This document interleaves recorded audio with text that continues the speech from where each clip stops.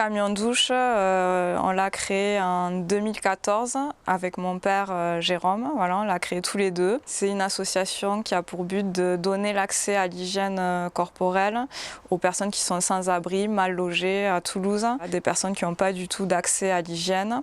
Donc là, on a mis en place des camions douche, en fait, des dispositifs d'hygiène mobile où on accueille les personnes pour se doucher. On distribue des kits d'hygiène. On était, mon père et moi, dans le monde associatif, mais plutôt au niveau culturel. Et on avait envie de créer une association plutôt dans l'humanitaire avec mon père. On connaît bien Toulouse au niveau professionnel, tout ça. On va souvent à Toulouse et puis on est touché quand même par la pauvreté qu'on peut voir à Toulouse là, ces dernières années. Il suffit de se balader dans les rues de Toulouse pour voir des personnes qui font la manche, des personnes qui sont dehors. Voilà, pour nous, ces personnes, elles n'étaient pas invisibles, quoi. Donc on voulait vraiment être dans l'action, quoi. On voulait aider, lutter contre la précarité à Toulouse, notre ville, quoi. On ne savait pas trop comment. On voulait créer une association par rapport à l'humanitaire, mais on ne savait pas quoi. Puis bon, on faisait des recherches comme ça. Et moi, j'écoute France Inter toute la journée. Et donc là, j'ai écouté une émission sur les carnets de campagne sur France Inter qui parlait de ça, d'une douche mobile, mais à Paris, la mobile douche. J'ai écouté cette émission. Et de suite, la dame de Paris, je l'ai appelée, je lui ai demandé des renseignements, ça a été un déclic. Puis après, j'en ai parlé à ma famille, j'en ai parlé à mon père, j'ai dit, on n'a qu'à faire ça, un camion douche à Toulouse. Et donc, on a monté ce projet et on a mis 1 an à récolter les fonds pour acheter le premier camion. Donc en 2015, on avait le premier camion et voilà, on a fait l'émission dans Toulouse. On s'est mis toujours en partenariat avec les autres associations qui distribuent les repas, les Restos du Cœur, les Secours Populaires.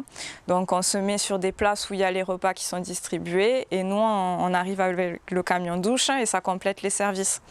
Donc les gens viennent chercher à manger, ils patientent, ils viennent se laver au camion douche, ils viennent récupérer des kits d'hygiène. Donc ça permet de compléter les services. Et voilà, donc depuis 2015, on fait les camions. Aujourd'hui, on a 3 camions, dont un qui est dédié aux femmes, voilà, qui est tout nouveau. Au début, en 2015, on avait quand même des femmes qui venaient se doucher. Il y avait beaucoup d'hommes, mais il y avait quand même pas mal de femmes. Et en fait, petit à petit, avec les années, il y a eu de moins en moins de femmes qui sont venues, on s'est rendu compte, parce que les hommes prennent beaucoup de place dans l'émission. Il y a beaucoup de violence pour les femmes dans la rue, beaucoup plus que pour les hommes. Donc les femmes, elles essayent de se protéger, de se cacher vis-à-vis des hommes. Il y a des violences sexuelles, sexistes. Voilà, quand on est une femme à la rue, on est livré à soi-même. La nuit, c'est très dangereux. Il y a beaucoup de violences, toutes sortes d'échanges, de la drogue contre du sexe, beaucoup de violence, quoi. Et forcément, là, l'hygiène, l'intimité, à un moment donné, on est au milieu de tous ces hommes, on se douche, on se sent pas en sécurité, quoi. Donc on a voulu créer un camion que pour les femmes, où c'est des bénévoles femmes qui accueillent des femmes. Donc de suite, les femmes se sentent plus en sécurité, plus à l'aise, ça touche quand même l'intimité, donc c'est pas comme quand on va chercher à manger. Voilà, quand on a faim, on va chercher à manger, on se pose pas de questions. Là, c'est l'hygiène, donc ça vient à force, petit à petit, avec l'émission, à force de connaître les personnes. L'accès à la douche, voilà, ça demande une certaine confiance entre les bénévoles, entre les bénéficiaires. Donc ça se fait petit à petit. Il y a un gros travail de discussion, de dialogue avant, quoi. Donc ça passe par la distribution d'un kit d'hygiène, par la visite du camion. Voilà, ça se fait petit à petit au fil des missions. Dans la rue, il y a beaucoup le bouche à oreille aussi. Donc il suffit qu'il y ait une copine qui dise à une autre, tu peux y aller, c'est bien, il y a que des femmes, c'est propre, voilà, tu peux avoir un kit d'hygiène, tu peux te doucher, tu es en sécurité. Après, ça peut aller très vite, c'est ce qui s'est passé en 2015 avec les premiers camions. Les camions mixtes, c'était pareil pour les hommes au final. Personne n'était habitué à venir se doucher là, dans un camion, dans la rue, au milieu un peu de tout le monde. Mais après, le bouche à oreille, ça se fait très vite. Et bon, maintenant, pour le camion des hommes, malheureusement, on est débordé, quoi. Le dimanche, il y a 15 personnes qui viennent se doucher, il y a 40 kits qui sont distribués. De toute façon, dans toutes les villes, les services mobiles là, pour les personnes qui sont sans abri, que ce soit l'hygiène, que ce soit faire les papiers, que ce soit des accueils de jour, ça pourrait se développer au niveau mobile. C'est un accompagnement qui est super pour les personnes de la rue, parce qu'il y a beaucoup de gens qui vivent à la rue qui ne peuvent pas se déplacer d'un service à un autre. Il y a beaucoup de personnes, il y a beaucoup de problèmes de santé dans la rue, des problèmes de fatigue, de somnolence. Là, avec un service mobile, on va directement vers les personnes. Donc ça facilite la démarche. Voilà. Nous, on s'est développé à notre échelle, ce qui est encore une toute petite échelle. On a 3 camions, on a 2 missions par semaine, il y a une quarantaine de bénévoles actifs, on a un local où tous les lundis, par exemple, il y a des bénévoles qui viennent faire le tri des vêtements, des kits d'hygiène. Donc on a toute cette organisation. Donc en fait, moi j'étais dans une période où j'enchaînais des CDD, des périodes de chômage, voilà. Donc ça s'est passé là dans une période où j'étais pas en activité, donc j'avais rien à faire, donc j'avais envie de créer quelque chose moi-même. Donc j'avais beaucoup travaillé en entreprise au niveau administratif, donc j'avais enchaîné des CDD comme ça, mais ça me plaisait pas trop le monde de l'entreprise. Je trouvais ça trop formel, j'aime pas trop les liens de hiérarchie, j'aime pas comme cadenas, comme voilà.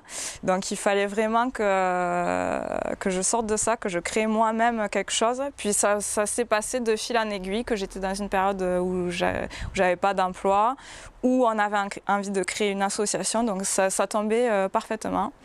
Donc on a créé cette association. Après, bien sûr, j'ai retrouvé un emploi, donc je continue à travailler en m'occupant de l'association.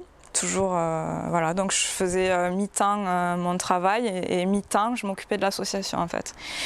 Pendant 4 ans, ça a été ça. Pendant 4 ans, je continuais à travailler à côté et m'occuper de l'association. Ça me tenait à cœur, donc j'y allais à fond, quoi. Je comptais pas mes heures. Voilà, je travaillais avec la famille, on développait l'association. Puis après, de fil en aiguille, j'ai pu me salarier en fait. Le mi-temps que je faisais à l'association en tant que bénévole, j'ai pu me salarier. Donc j'ai pu me salarier voilà, en recherchant des fonds, en recherchant des mécènes, des partenaires, en faisant les dossiers de subvention auprès des mairies, des départements, des régions, voilà, en cherchant des fonds au niveau public, au niveau privé pour développer les camions, acheter les camions, payer les locaux, enfin tous les frais de l'association et puis me salarier au final. Parce que je passais beaucoup de temps à faire ça, quoi. Et là, voilà, de fil en aiguille, ça fait 2 ans maintenant que je suis, 1 an et demi que je suis salariée à temps complet. Ça reste toujours un risque parce qu'on a un modèle économique qui n'est pas du tout pérenne, c'est-à-dire que d'une année sur l'autre, nous on ne vend rien au camion douche, on n'a que des services auprès des sans-abri qui sont gratuits, tout est gratuit. Donc on dépend quasiment entièrement des mécènes, des partenaires, voilà. On est un peu financé par les pouvoirs publics, mais c'est une toute petite partie, nous c'est les mécènes. Donc d'une année sur l'autre, s'il y a des mécènes qui ne nous suivent plus, la première mesure qu'on prendra, c'est je me licencierai. Voilà, donc c'est un modèle qui n'est pas spécialement stable pour moi, mais que j'assume, que je choisis complètement parce que c'est quelque chose qui me tient à cœur. Je préfère voilà, m'occuper de l'association, de quelque chose qui est intéressant pour moi. Au niveau personnel, c'est une reconnaissance quoi, d'avoir réussi à faire tout ça. Bon, je suis entourée de ma famille, mais je fais quand même les actions par moi-même, quoi. Après, c'est un boulot, c'est très intense, je compte pas mes heures et tout, mais je suis super heureuse parce que c'est une activité qui me tient à cœur, en fait. Je suis mon propre patron, je dois rien à personne. Donc ça, pour moi, c'est quelque chose qui n'a pas de valeur et c'est un peu ça aussi qui m'a poussée à faire ça. Le côté aider les autres, ça c'est quelque chose que j'ai toujours depuis toute petite, je pense, vouloir aider. Et j'ai réussi à le faire au niveau professionnel, donc c'est super, quoi. Je suis super contente par rapport à ça.